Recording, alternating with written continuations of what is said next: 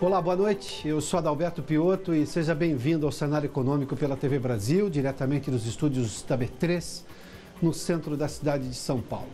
A Bolsa avança e o índice Bovespa supera de novo 73 mil pontos e fecha em alta num dia de notícias positivas que provocaram alta das ações de empresas de vários setores.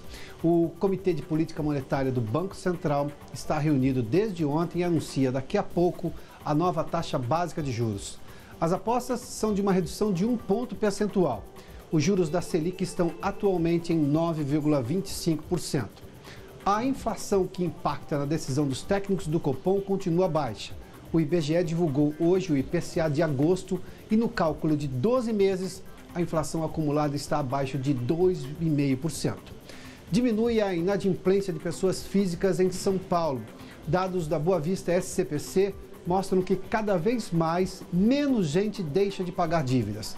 Mas o passivo, as dívidas dos anos difíceis da economia, continua a atormentar o consumidor. O cenário econômico está no ar.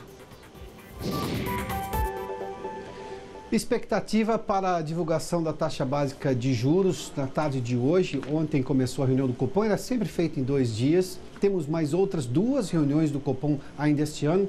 A desta reunião, a desta semana, deve provocar uma queda, pelo menos essa é a aposta do mercado, de 1 ponto percentual. E isso, evidentemente, impactou hoje na Bolsa. A gente está aguardando esse comunicado do Copom, tão logo seja possível, a gente dá essa informação. A Gisele está em Brasília e daqui a pouco traz essa informação. Bom, e o IBGE divulgou hoje os números da produção industrial e da construção civil. No caso da indústria, a produção cresceu em 7 dos 14 locais pesquisados. Na construção, o índice teve desempenho inferior ao mês de julho. Vamos falar com o Maurício de Almeida, no Rio de Janeiro, que apresenta os números de cada setor. Maurício, boa noite. Olá, Piotto, boa noite. Pois é, o índice de preços da construção civil, a inflação da construção, caiu no mês de agosto. Esse índice ficou em 0,23%, bem abaixo do que foi registrado em julho, 0,58%.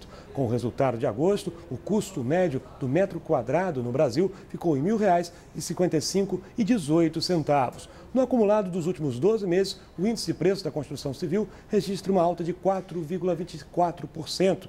E esse ano, o índice subiu 2,7%. A indústria que voltou a apresentar dados positivos. Nós aqui no Cenário Econômico já mostramos os dados positivos da indústria numa pesquisa realizada pela Fundação Getúlio Vargas. Agora foi a vez do IBGE confirmar a retomada da produção industrial. A produção cresceu em 7 de 14 regiões pesquisadas pelo IBGE, uma alta de 0,8%. O maior aumento foi registrado no estado da Bahia, com 7,2%.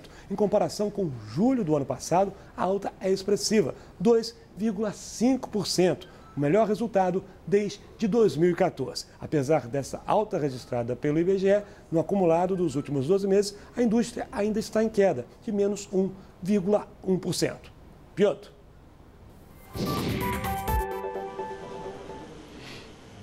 Quando se carrega os números difíceis de 2016, o índice baixa, mas há notoriamente uma recuperação quando a gente olha para os números, para os meses agora de 2017.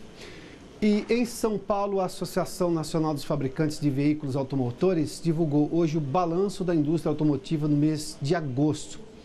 A Vanessa Casalino, em São Paulo, que tem os detalhes desses números aí da indústria automotiva. Vanessa, boa noite a você, bem-vinda.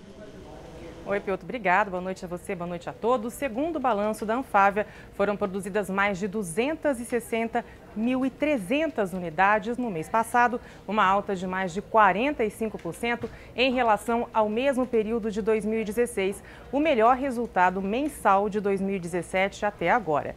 As exportações continuam impulsionando o setor. No acumulado do ano, elas bateram recorde, mais de 500 mil veículos exportados, uma alta de 56% na comparação com o período de janeiro a agosto do ano passado. Com isso, a Anfávia até aumentou um pouquinho as projeções de crescimento para o ano, passando de 21% para 25%, e também as projeções para as exportações, que devem agora bater recorde histórico no final de 2017. E hoje o setor se posicionou também sobre aquele painel da OMC, Organização Mundial do Comércio, que condenou incentivos do governo para a indústria nacional, incluindo o automotivo, o Inovar Alto. A Anfávia reagiu dizendo que as montadoras estão sendo condenadas por apoiar o emprego aqui no Brasil, Piotr.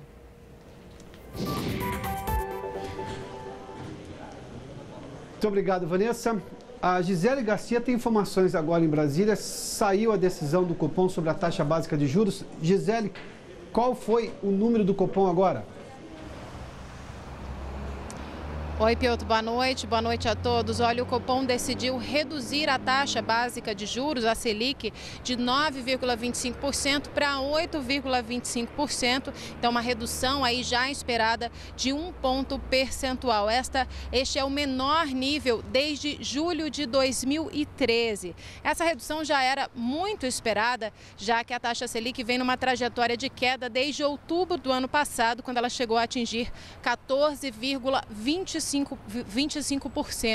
Com a taxa básica de juros menor, isso significa que o crédito vai ficar mais barato e pode resultar em estímulo à produção e ao consumo. Isso pode influenciar também na inflação, mas como a inflação está controlada, abaixo do centro da meta, então a expectativa é de que o Copom continue reduzindo a taxa Selic nas próximas reuniões até o fim do ano, viu, Piotr?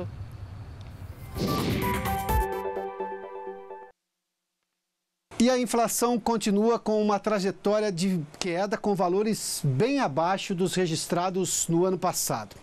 Segundo o IBGE, o Índice de Preços ao Consumidor Amplo, o IPCA, que é a inflação oficial do país, ficou positiva em 0,19% no mês de agosto.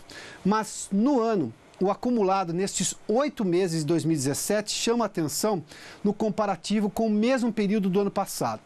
Olha, só para fazer uma comparação muito clara, ó, em agosto de 2016, nós tínhamos uma inflação acumulada dos 8 primeiros meses de 2016 em 5,43%. Neste mês, ou seja, agora agosto, nos 8 meses, no acumulado do ano agora, 2017, a inflação é de 1,62%. Vamos dar uma olhadinha nesses números? Porque realmente chamam a atenção aqui a inflação. Olha, esse é o valor absoluto agora de agosto. Ficou positivo, sim, está aqui, olha, 0,19%. Nós tivemos no comparativo agora com agosto, com julho deste ano, 0,24%. E por que a gente está fazendo isso daqui? Olha, foram 2 meses de inflação positiva, embora com valores muito baixos, índices muito baixos, mas em junho nós tivemos uma deflação, ou seja, uma inflação negativa de 0,23%. Lá naquele momento nós tivemos uma queda muito grande dos preços. Aqui a gente pega um acumulado para ver que os preços estão baixando em várias das compras que faz o consumidor brasileiro. Ó, agosto, portanto, uma alta de 0,19, é uma alta bem baixa. É a menor variação para agosto desde 2010, ou seja, é a menor desde 2010. Vamos lá. Em julho, 0,24%. Quando a gente dá uma olhadinha de agosto de 2016, olha, agora 0,19, 0,44% lá no ano passado, no mesmo mês. No acumulado agora, neste ano, esse é o valor que chama atenção, olha, 1,62%. Agora, a inflação é sempre um índice que você mede mensalmente, mas o que importa é justamente entender o ano inteiro. Qual é exatamente a inflação anualizada? Nós estamos em agosto, então nós temos 8 meses agora de 2017 e a gente vai pegar 4 meses de 2016. Na inflação anualizada, ela está em 2,46%. A meta, o centro da meta do Banco Central para a inflação deste ano é de 4,5%, ou seja, está abaixo da meta dessa inflação anualizada. A gente vai ver até dezembro. A expectativa é justamente que ela fique até abaixo de 3% na inflação dos 12 meses agora de 2017. A gente vai continuar acompanhando. Mas vamos ver o que impactou na inflação neste mês agora em agosto. O que puxou para baixo foi alimentação e bebidas, uma queda de 1,07%. Exatamente um pouquinho, vamos lá, 1,07%. Está aqui, esse é o valor. 1,07%. Mas transportes foram, o item transportes foi o que chamou, que puxou a inflação para cima, que fez com que ela ficasse positiva, 1,53%. E tem um detalhe, por que transportes fez a inflação subir? A gente está falando do aumento dos combustíveis e foram vários anúncios de aumento de combustíveis. Vamos entender como é que foi exatamente essa situação no país se a gente pegar a inflação só dos combustíveis, só de gasolina e etanol propriamente dito. Claro que a gente tem o diesel também, o diesel impacta em outras coisas, porque boa parte do transporte desse país é feito por caminhão e caminhão é movido a diesel, mas só para pegar gasolina e etanol a gente fez um comparativo. Olha, no país, quando a gente pega no Brasil, a alta média da gasolina foi de 7,19%. Do álcool, essa coluna é do álcool, 5,71%. Aliás, se você preferir, é que eu sou dos anos 70. E nos anos 80, quando surgiu o álcool combustível, a gente falava álcool combustível, mas agora exatamente o nome é esse, etanol. Vamos lá. Em Recife, foi exatamente a cidade, a região metropolitana, onde teve a maior alta dos combustíveis. Para você ter uma ideia, olha, está aqui, olha. A média do país, 7,19%. Nós estamos falando de mais que o dobro da média do país, é o que pagou o pernambucano. 15,24%, ou o recifense ou o pernambucano da região metropolitana do Recife. O etanol, 4,97%. Na cidade de São Paulo, a gente está falando do centro maior consumidor de combustíveis, está aqui uma alta da gasolina de 5,60%. Interessante, São Paulo é o estado maior produtor de etanol do país. Mesmo assim, está aqui, olha, uma alta maior do etanol para o consumidor na cidade de São Paulo. Isso chama atenção porque nós temos os canaviais muito próximos daqui, as usinas muito próximas daqui, são exatamente elas que produzem o etanol. Agora, na outra ponta está a cidade de Fortaleza, onde houve a menor alta. Todos os índices aqui são positivos, porque os combustíveis subiram e não houve nenhuma variação negativa.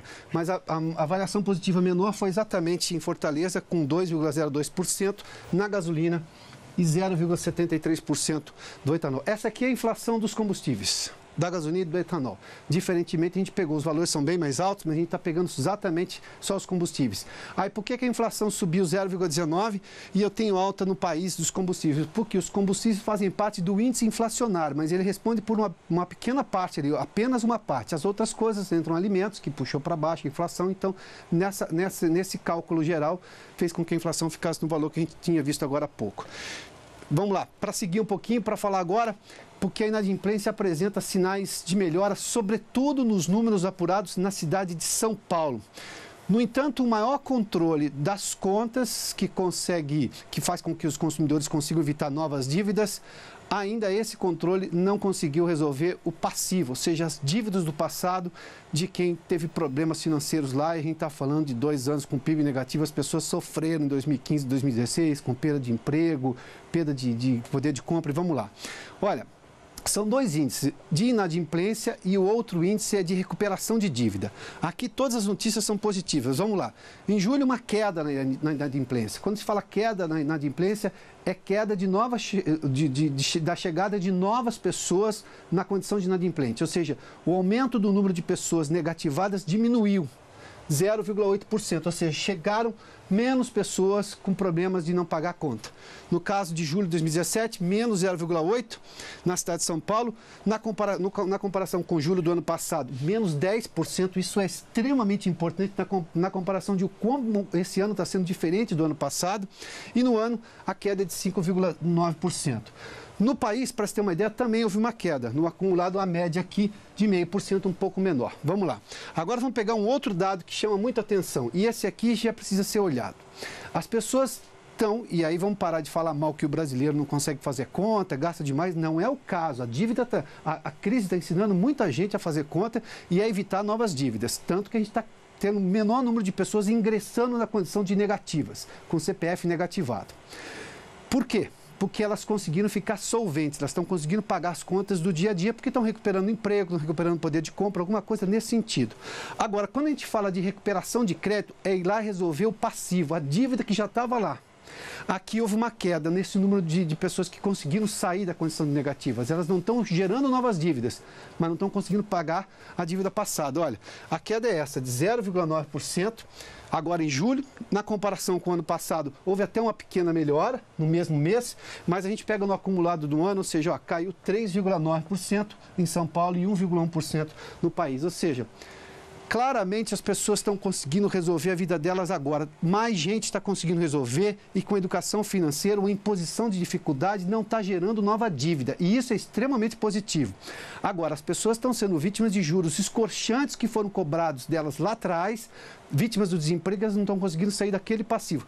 É essa renegociação de crédito que precisa acontecer no país, porque você está impondo a muita gente a impossibilidade de fazer um novo crediário, por exemplo, a abertura de um novo crédito e, evidentemente, melhorar o consumo do país, o que faria melhorar também a economia. Bom, daqui a pouco os números em alta do Ibovespa, que voltou a superar os 73 mil pontos. A gente volta em instantes aqui no Cenário Econômico.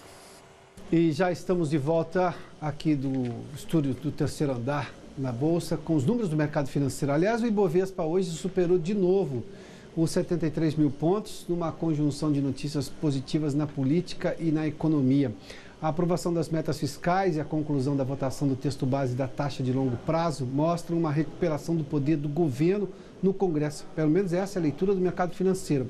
E a inflação baixa, com a aposta em melhora do poder de compra, fizeram ações de empresas do setor de construção e de consumo terem boa performance hoje aqui na Bolsa. Vamos aos números do Ibovespa. Está ali uma alta de 1,74% a 73.412 pontos. Essa alta foi muito maior durante o dia, arrefeceu um pouquinho no final do dia. Mesmo assim, nós estamos falando de uma alta de 1,74% no Ibovespa. E o dólar comercial em queda, uma queda de mais de 0,5%, 0,57% de queda, a R$ 3,10. Também teve uma baixa maior, agora se terminou nos R$ 3,10 nesta quarta-feira, pré-feriado aqui no Brasil.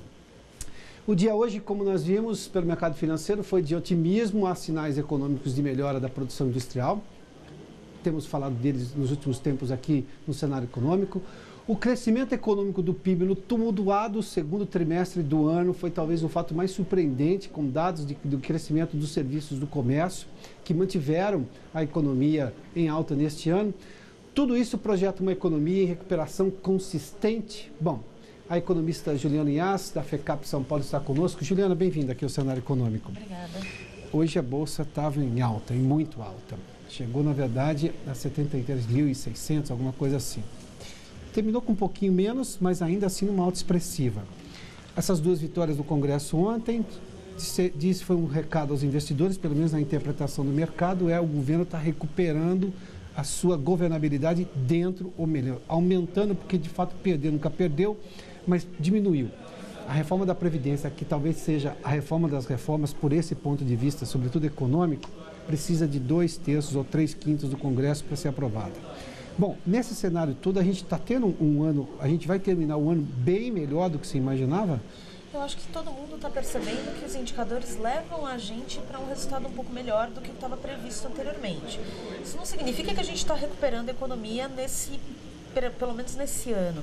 A gente ainda vai ter uma economia que vai apresentar alguns sinais de melhora que ainda são discretos, porque as reformas precisam acontecer. A reforma da Previdência é o grande elefante branco que está dentro da sala e o governo não consegue, por enquanto, aprovar essa reforma.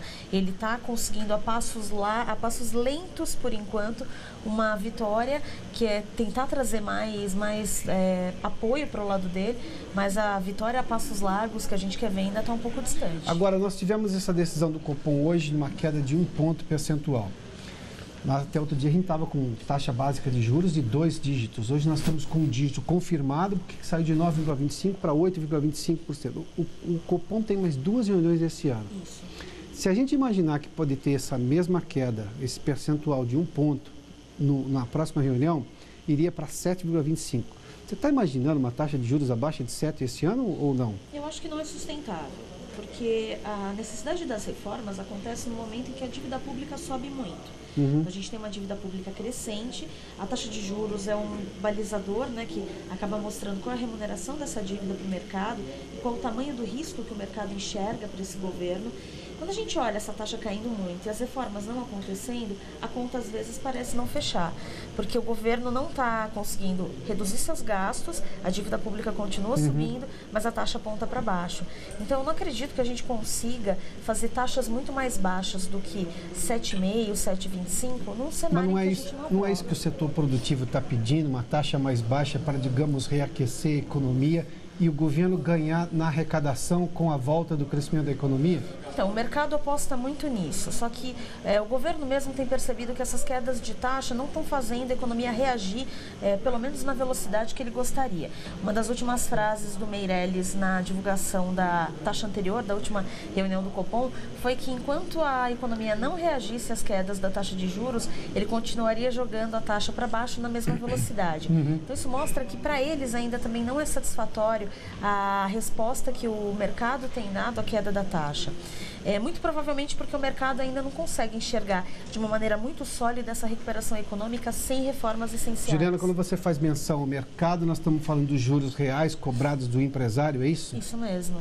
Porque esses juros continuam exorbitantes. Continuam elevadíssimos. Aliás, quando a gente faz um estudo, e mostramos recentemente aqui, o tanto que caiu no último ano a taxa Selic, que seria, digamos, um indutor para que o mercado também baixasse as taxas de juros reais, cobradas tanto do consumidor, pessoa jurídica, de empresas ou de pessoa física, esses juros não caíram na mesma proporção. Acontece. Nem na mesma proporção. Se bem que fosse na mesma proporção, também não seria, porque os juros estão escorchantes. Elevados, isso.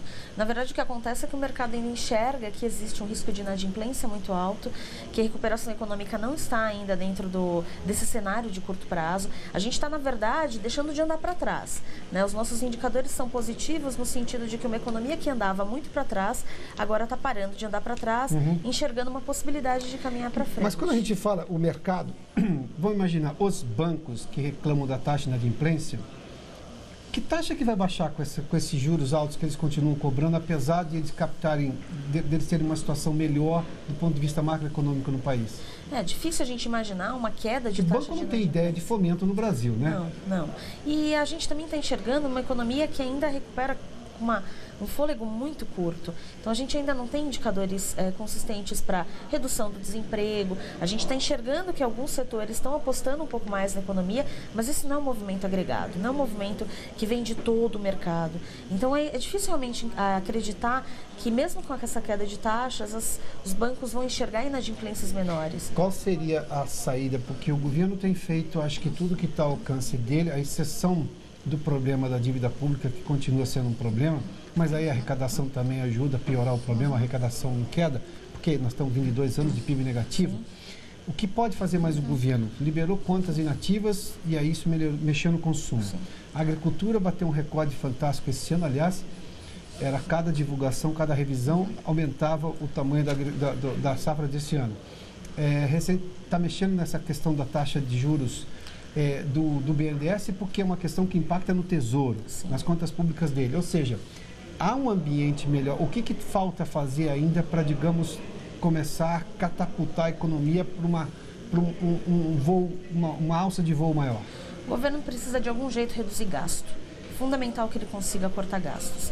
O ideal seria que ele conseguisse cortar gastos e, de alguma forma, aumentar a arrecadação. Porque ele está falando de solvência no longo prazo. Isso mesmo. A gente está enxergando que a gente caminha para uma situação que a dívida pública vai ficar completamente insustentável.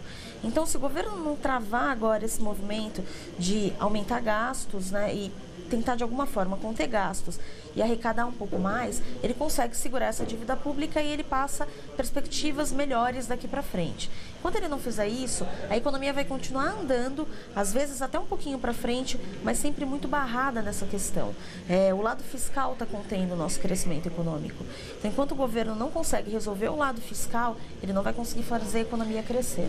O governo está mais ou menos como consumidor. Hoje, o Boa Vista SCPC divulgou os números da inadimplência de julho e são bem interessantes. Diminuiu o número de pessoas que se tornam inadimplentes, ou seja, que tem o CPF negativado. Isso demonstra que as pessoas estão cuidando mais, se recuperando ou que estejam solventes com essa nova melhora da economia, mas aí tem um outro drama, não consegue sair da lista de negativados, os que já estavam. Ou seja, o passivo é o problema. O governo e brasileiros estão mais ou menos com a mesma atuada. O problema é o passivo dessa enormidade de gastos públicos que nós temos? Isso mesmo, nosso problema é o histórico.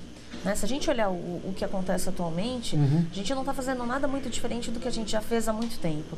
O governo conseguiu cortar alguns gastos, fazer alguns contingenciamentos nos últimos períodos, mas a gente tem um passivo muito grande que vem lá de trás. A gente tem uma dívida pública que foi subindo muito, o governo se endividou demais, ele apostou demais em algumas coisas que não deram o retorno necessário.